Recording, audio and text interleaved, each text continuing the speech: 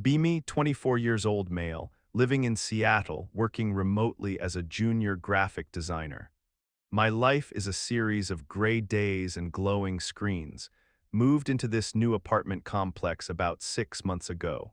It is a nice place, modern but sterile, lots of concrete, glass, and rain hitting the windows. I spend 90% of my time inside these four walls. My social life has atrophied since college ended. Most of my friends moved to different cities or got married. I am left with Marcus, my best friend from high school, who tries his best to get me out.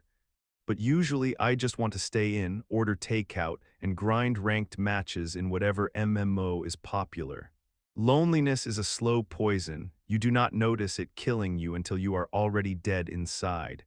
There is only one other person on my floor who seems to be as ghostly as I am. Apartment 402, right next door. I have never seen the person who lives there, not once in 6 months. I know someone lives there because I hear them, faint footsteps at 3 in the morning, the sound of a shower running at noon, and the deliveries, my God, the deliveries. Every single day, usually twice a day, a food delivery driver drops a bag at door 402. They knock, wait for a second, get no answer, and leave the bag on the mat. 5 minutes later, I hear the door creak open. A pale hand usually shoots out, grabs the bag, and the door slams shut. It is like living next to a vampire. I have nicknamed the neighbor the Phantom. I assume it is a male, maybe a coder or a day trader. Sometimes I feel a strange kinship with the Phantom. We are both rotting away in our boxes, separated by 6 inches of drywall. One rainy Tuesday, Marcus drags me out to a bar. It is loud, sticky, and miserable. I am sitting there nursing a craft beer that tastes like pine needles. Marcus is trying to be a wingman, pointing out women across the room. Look at her, Kieran, she is looking right at you. She was definitely looking at the TV screen behind me. I tell him I am not interested. I am tired of the game. I go home early, feeling more alone than before I went out, boot up my computer, log into Discord. This is where I actually live. I am a moderator for a semi-popular server dedicated to indie game development and pixel art. It is a chill community. People post their sprites, share music, and complain about Unity crashing. There is a new user active in the general chat tonight. Username is Serafina Arts. She is posting some incredibly detailed environment art, cyberpunk cityscapes with neon lighting, really high-quality stuff. I comment on her lighting technique. She replies immediately. Thanks, I spent 3 hours just trying to get the rain reflection right on the pavement. We start chatting in the public channel. She is funny, witty, sarcastic, but not mean. She uses full sentences, which is a rarity these days. We end up debating the best Final Fantasy game for 2 hours. Everyone else in the chat goes to sleep. It is just me and Serafina. Eventually, she sends me a direct message. Hey, sorry to clog up the general chat, but I have to know your opinion on Chrono Trigger, and that is how it starts. We talk until 4 in the morning. I learn that she is 23, female, and also lives in the Pacific Northwest. She says she is a freelance illustrator. She sends me a picture of her workspace. It is aesthetic as hell. Dual monitors, RGB keyboard, a shelf full of plushies, and a cat sleeping on the tower. She does not send a picture of herself. I do not ask. It is an unspoken rule of the internet. You do not demand face reveals immediately unless you want to look like a creep. I go to sleep that night feeling a buzz I have not felt in years. The next day, work feels less tedious. I am rushing through my logo designs so I can free up my evening. I order some Thai food for dinner.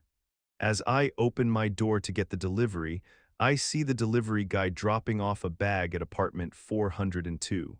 Same routine, he leaves. I grab my food and pause. I watch the door of 402. Slowly the handle turns. The door cracks open just an inch. I see a sliver of a face. A large, frightened eye, messy dark hair. She sees me standing there holding my pad thai. The door slams shut instantly. I hear the lock click. Okay, so the Phantom is a female, and she is terrified of human contact. I shrug and go back inside. Serafina is online. We hop into a voice call for the first time.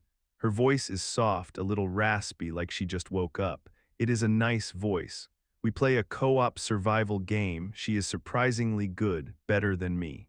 She carries me through the difficult levels while mocking my terrible aim. We talk about everything. Music, movies, childhood trauma, the usual late-night deep dive. I tell her about my neighbor. I mentioned the encounter earlier that evening. So I live next to this total shut-in. I call her the Phantom. I saw her eye today. She looked like a deer in headlights and slammed the door on me. Serafina goes quiet for a second. Really, maybe she just has social anxiety. You should not judge her. I backtrack. I am not judging, I am just saying it is intense. She never leaves the apartment. Literally never. I hear her walking around at weird hours. Serafina laughs, but it sounds a bit nervous. Well, maybe she is working on a masterpiece in there, or maybe she is just weird like us. We change the subject, weeks pass. Serafina and I are talking every single day. We text when I am working. We voice chat as soon as I clock out. We fall asleep on the call together. It is a relationship in every way but physical. I catch myself smiling at my phone like a teenager. Marcus notices the change in me. Dude, you are glowing. Did you meet someone? I tell him about Serafina. He is skeptical. Have you video chatted yet?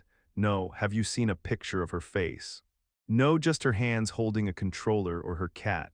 Bro, you are getting catfished. It is probably a 40-year-old man named Chuck. I tell him to shut up. I know her voice. I know her soul. That sounds cheesy, but it is true. We have a connection that transcends physical appearance, but the doubt is planted. One night I ask her, "Hey Sira, we have been talking for 2 months now. I feel really close to you. I was wondering if we could video call sometime." Silence on the line. I hear her breathing. "Kieran, I really like you too, but I have some issues with my appearance. I was bullied a lot in school. I do not like being looked at. Can we just keep it voice for now? Please do not push me on this." Her voice cracks a little. I feel terrible. Of course, Sira. I am sorry I asked. Whenever you are ready, she whispers thank you. We go back to playing, but the energy is slightly different, a little fragile. Meanwhile, the situation with my neighbor gets weirder. I start hearing crying through the wall. It is muffled but distinct. It usually happens late at night. It breaks my heart a little. I want to knock on her door and ask if she is okay. But I know she will just panic. I mention it to Serafina the next day. The Phantom was crying last night. It sounded really bad. I feel useless just sitting here listening to it. Serafina sounds sad. Maybe she is going through a hard time. Maybe she is lonely. You should leave a note, a note. Yeah, just slide a note under her door. Say something nice. Do not be creepy. Just say, "Hey neighbor, here if you need anything." I think about it. It is actually a good idea. So I write a note. "Hey neighbor in 402. I am Kieran from 401. I know we keep to ourselves, but I just wanted to say hi. If you ever need sugar or an emergency contact, I am right here. No pressure." I slide it under her door on my way to get groceries. When I come back, the note is gone. That night, I hear a soft scratching sound at my door. I open it. There is a small piece of paper on my mat. Handwriting is shaky, spidery. "Thank you. Sorry about the noise. Ilara." Her name is Ilara. It is a pretty name. I tell Serafina immediately. She wrote back, "Her name is Ilara." Serafina seems excited. See, she is human after all. That is a really pretty name. You should draw her something. You are an artist too, right? Draw her a little doodle and leave it. So I start this weird correspondence with Ilara. I draw a little cartoon cat and slide it under her door. She slides back a drawing of a flower. Her drawing skills are insane, way better than mine, professional level. I tell Serafina about the drawings.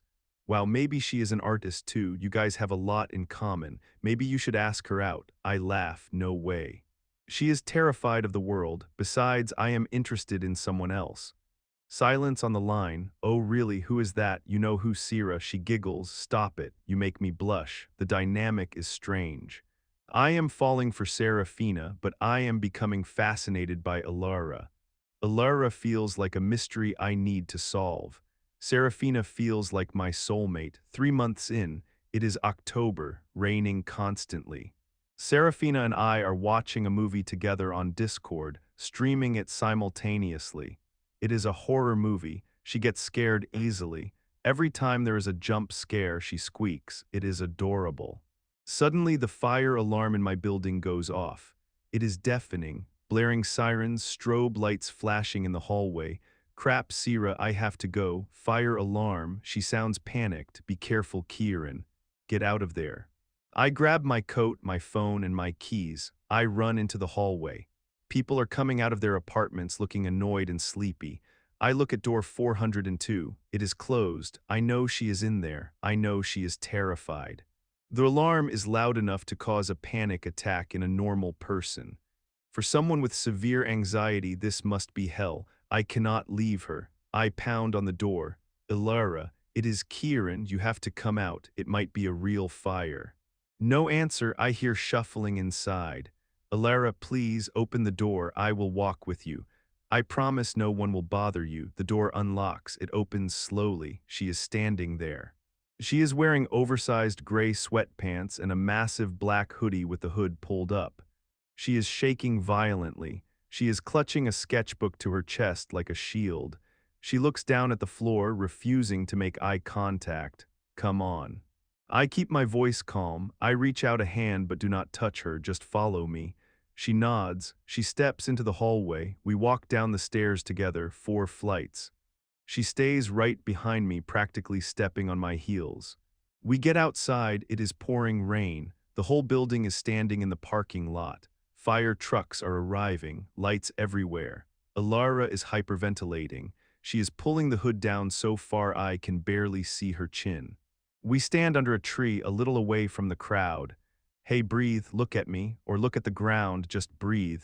In for 4, hold for 7, out for 8. She follows my instruction. Slowly, her breathing stabilizes, thank you. Her voice is barely a whisper. It sounds so familiar. It triggers something in my brain. Where have I heard that specific timbre before? That little rasp. I look at her closely. She is soaked. Her hoodie is wet. I notice a logo on the sleeve of her hoodie. It is a stylized fox. It is merchandise from a very specific, very small indie game called Tunic. Wait. I sent a hoodie just like that to Serafina 2 weeks ago for her birthday. She said she loved it. She never sent a picture of her wearing it, but she described it perfectly. Coincidence. Has to be. Lots of people play Tunic, but the voice and the timing. My phone buzzes in my pocket. It is a message from Serafina. Are you okay? Did you get out safely? I look at Alara. She is holding her phone. Her thumb is hovering over the screen. She is not typing now, but she was a second ago. My heart starts hammering against my ribs. Suspicion is a cold feeling. I decide to test it. I pull out my phone. I type a message to Serafina. Yeah, I am safe, standing under a tree. My neighbor is with me. She is really shaken up. I hit send. I watch Alara. Her phone lights up. She looks at it. She bites her lip. She types. My phone buzzes. Serafina, that is good. Be nice to her. Poor girl. Okay, still could be a coincidence. Maybe she is just checking notifications. I need proof. Absolute proof. The fire marshal gives the all clear. It was a false alarm. Someone burned popcorn on the second floor. We head back inside. Alara is practically running to get back to her sanctuary. We get to the 4th floor. She fumbles with her keys. Her hands are shaking so bad she cannot get the key in the lock. Here, let me. I take the keys gently. I unlock the door, thanks. She grabs the keys and rushes inside. Before the door closes, I hear a sound from inside her apartment. It is a distinct notification sound from a desktop computer. It is the sound Discord makes when someone joins a voice channel. I go into my apartment. I sit down at my computer. I put on my headset. I see Serafina is online. I join the voice channel. Hey, I am back, hey. Her voice comes through the headphones. It is the same voice I just heard under the tree. Without the filter of the internet, without the distraction of the game, it is unmistakable. My stomach drops. It is her, my neighbor, the shut-in. Alara is Serafina. I feel a mix of emotions: confusion, anger, betrayal, relief, fascination. Why lie? Why create this whole persona when she is living 10 feet away from me? I decide not to confront her immediately. I need to understand the extent of the lie. I play it cool. So that was crazy. Yeah, sounds scary. I am glad you are okay, Kieran. She sounds so normal, so confident. A complete contrast to the trembling girl in the hallway. It is like she puts on a mask when she puts on the headset. I look at her profile picture. It is a drawing of a girl with pink hair, not her. I scroll through our chat history, the photos of the room. I bet if I walked into apartment 402, I would see that exact room. The photos of the cat. I have heard a cat meowing through the wall. It all fits. I feel like an idiot. Marcus was right, sort of. I was being catfished, but not by a 40-year-old man, by a 23-year-old girl who is terrified of her own shadow. I endure the call for another hour. I am quiet. She notices. You seem distracted, just tired. Adrenaline dump. I log off. I sit in the dark and stare at the wall that separates us. I can hear her moving around. She is probably pacing. The next day, I call in sick to work. I cannot focus on logos. I need to resolve this. I spend the morning thinking about what to do. Do I ghost her? Do I scream at her? Do I forgive her? I realize something important. I fell in love with her personality, her humor, her mind. That was all real. The only thing that was fake was her distance. She pretended to be miles away when she was right here. Why? Because she did not think she was good enough. Because she thought if I saw the messy, anxious, shut-in reality, I would run. And honestly, if I had met Alara first without knowing Serafina, would I have given her a chance? Would I have had the patience to break through that shell? Probably not. I would have just seen the weird neighbor and moved on. She hacked the system. She got me to know her soul before I judged her anxiety. It is brilliant and heartbreaking. I make a decision. I order 2 pizzas, pepperoni and jalapeno, her favorite. I wait for the delivery driver. I take the pizzas. I walk to door 402. I knock, no answer. I knock again. Alara, it is Kieran. I know you are in there. I have pizza. Silence. I take out my phone. I open Discord on mobile. I message Serafina. Hey, open your door. I hear a gasp from inside, then silence. She is reading it. She is panicking. I type again. I know, Alara. I figured it out last night. The hoodie, the voice, the timing. Please open the door. I am not mad. I just want to share this pizza with you. Minutes pass. I am standing in the hallway holding 2 pizzas like a fool. My neighbors probably think I am insane. Finally, the lock clicks. The door opens a crack. I cannot see her face, just the darkness of the apartment. Can I come in? The door opens wider. I step inside. The apartment is a mirror image of mine, but darker. Blackout curtains drawn tight, smells like lavender and old paper. There is the desk, the RGB keyboard, the dual monitors glowing in the dark, the cat sleeping on the tower. It is exactly the picture she sent me. She is standing in the corner of the room, wearing the tunic hoodie, hood up, hands in her pockets. She is shaking. I put the pizzas on the kitchen counter. I turn to face her. Hey, she does not speak. I can hear her sniffling. She is crying. I walk over to her slowly. I do not want to spook her. Hey, Sierra or Alara? Which do you prefer? She chokes out a sob. I am so sorry. Her voice is small, broken. I am so sorry, Kieran. I did not mean to hurt you. I wanted to be normal. I wanted to talk to you without you looking at me like I am a freak. And then it went too far, and I did not know how to stop it. I was going to tell you, I swear, I just needed more time. She slides down the wall and sits on the floor, burying her face in her knees. This is the reality. No cool gamer girl persona, just a frightened human being overwhelmed by the world. I sit down on the floor next to her. Shoulder to shoulder, I take a breath. You catfished me. She flinches. Yeah, technically, but you know what is funny? What? You are exactly who you said you were. You are the artist. You are the gamer. You are the girl who loves Chrono Trigger.